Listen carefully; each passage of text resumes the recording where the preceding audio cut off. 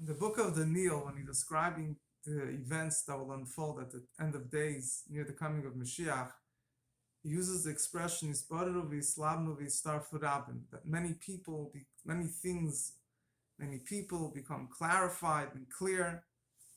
And one of the simple meanings of this is that during the time of exile, particularly at the end of the exile, there will be a full clarity of where everything in life is really holding, where people are really holding. And particularly in the last centuries, last years, we've seen a very strong turbulence in the world, and in many ways, a lot of surprising things are happening, both in the positive and also in the negative. There's certain good things that are happening, certain good qualities that came out in certain people, which no one ever imagined existed. And on the opposite side, the negative things is also there's been things that happen that seem to be completely transcend any calculation, that people should end up behaving in such a way that such evil should exist. And the question obviously is, what is the purpose in all of this? What is the purpose in having such intense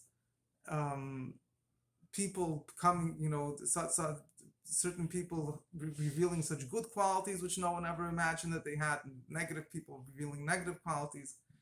And the simple answer is that before Mashiach comes, everything has to be crystal clear. And there are certain people that have qualities they're not aware about.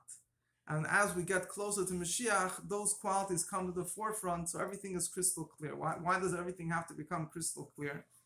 So first of all, we know that by the sin of the Chet Eitz Hadas, by the sin of the tree of knowledge, which was the initial root of all exile, so there became a irvuv toiv v'raz. It's explained in Kabbalah and Chassidus, good and bad became mixed. And ein ra b'loi toiv, ein toiv b'loi ra. As a result, there's no good without bad, and there's no bad without good. And everything in the world is a mixture of good and evil. When Mashiach will come, there will become the full separation of good and evil. Things will become very clear. Things will become the negative result of the sin of the tree of knowledge, that good and evil got mixed up, will be undone.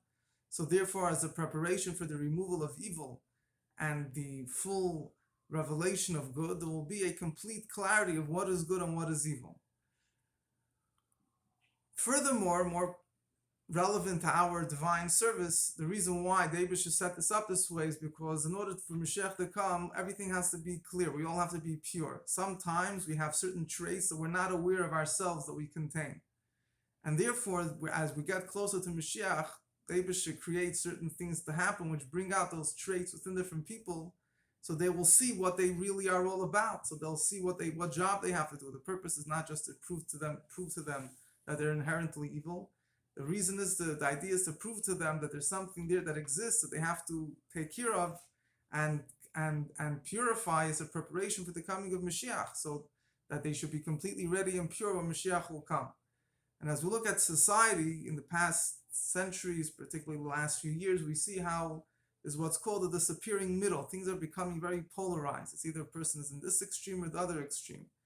And the idea here also is we see there's a certain birur, a certain refinement, a certain separation, a certain clarity. It's either this way or the other way. Years ago, there was many different options and many people very comfortable being in the middle. As we come to Mashiach, David is creating circumstances which cause people to become polarized, and the idea is to bring out exactly where you're holding. Things should not be mixed up. Things should be very clear. It's either this way or the other way. Hashem should help that we should merit to have the coming of Mashiach in an easy way, in a smooth way. We had enough of the refinement. Whatever refinement is left, David could take care of himself. And we should merit the coming of Mashiach and to celebrate this month of Nisan together with Mashiach and the third Beis Hamikdash Tekef Miyad Mamash.